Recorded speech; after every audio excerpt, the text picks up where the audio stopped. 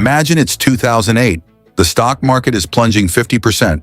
Banks are collapsing. Millions are losing homes and jobs. Your 401k wiped out.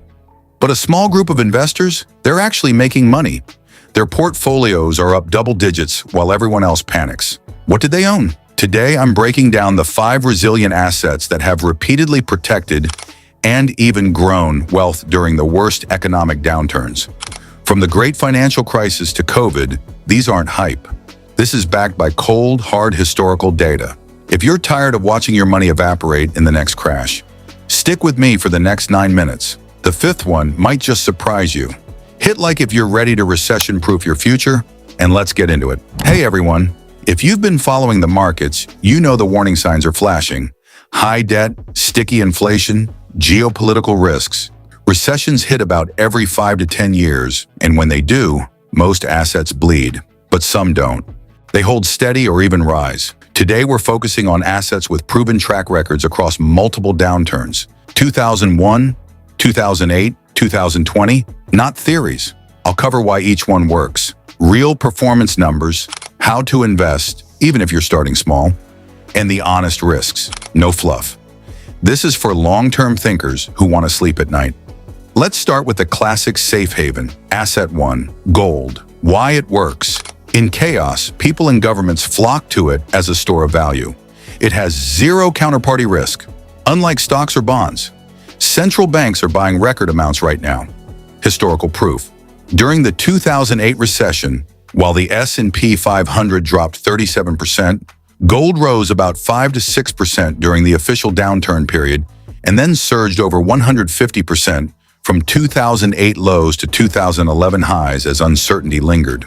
In 2020's COVID crash, gold gained 25% while stocks tanked. How to invest: physical gold, coins/bars for tangible ownership, ETFs like GLD or IAU, super liquid, or even gold, miners for leverage but higher risk. Start with 5 to 10% of your portfolio. Honest risks, no income, short-term volatility, and it can lag in strong growth periods. But in downturns, it's the hedge kings use. Asset 2, U.S. Treasury bonds, especially longer-term ones. Why resilient? When fear spikes, investors dump risk for safety. The U.S. government is the world's safest borrower. Plus, the Fed slashes rates in downturns, which sends bond prices soaring. In 2008, long-term Treasuries returned over 20 to 30% as rates plummeted. Even in 2020, they provided crucial ballast. Morningstar data shows bonds as the top performer in most recessions since the Depression. How to buy: direct from treasurydirect.gov, zero fees, or ETFs like TLT, long-term, or GOVT, broad. Ladder maturities for income and flexibility. Risks: in inflationary recessions like the 70s, they can struggle, and if rates rise unexpectedly, prices fall. But for pure safety, unbeatable. Asset 3, defensive stocks. Think consumer staples, healthcare, and utilities. Why they shine? People still need toilet paper, medicine, and electricity, no matter the economy. These companies have stable earnings, strong balance sheets, and often pay reliable dividends. In 2008, consumer staples fell just 20 to 25% versus the market's 50% plus.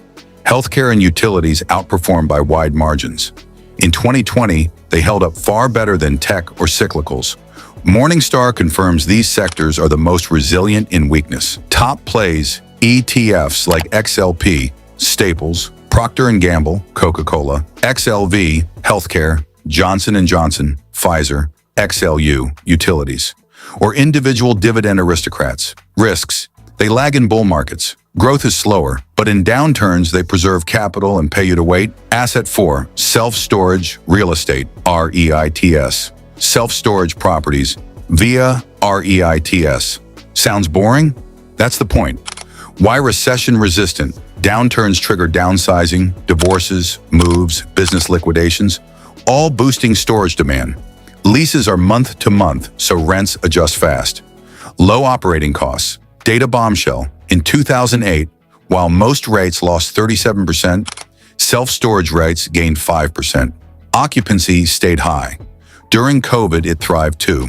Nareit data shows it's outperformed other real estate in every recent recession. How to invest. Public storage, PSA, or extra space, EXR, stocks/REITs, or broader ETFs, even fractional via platforms.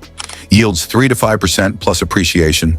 Risks. Oversupply in hot markets can hurt, but overall, one of the most reliable income producers in tough times. Asset 5, Farmland. And the fifth, the one that might surprise you. Why it works. Food is essential. Farmland produces income from leases or crops, hedges inflation, and is a hard asset with limited supply. Demand for ag products is steady or grows in population booms. Mind-blowing data per the NCREIF Farmland Index. U.S. farmland returned plus 15.8% in 2008 during the Great Recession, while the S&P 500 cratered. It was up again in 2009. Over decades, it's delivered steady 8 to 10% annualized with low volatility, outperforming stocks in downturns. How to access. Farmland REITs/funds like Gladstone Land, or platforms like Farm Together for fractional ownership. Direct if you're scaled up. Risks. Weather, commodity prices, illiquidity. Not for everyone, but as a diversifier, elite short conclusion. So there they are. Gold, treasuries, defensive stocks, self-storage, and farmland. 5 assets that have stood the test of recessions. Not hype, but history. The key? Diversify across them. Don't go all in. Start small. Stay disciplined. Past performance isn't a guarantee, and this isn't financial advice. Consult a pro, do your homework. But preparing now? That's how you win when others panic. What's your favorite resilient asset? Drop it in the comments. I read them all. If this helped, smash subscribe and the bell.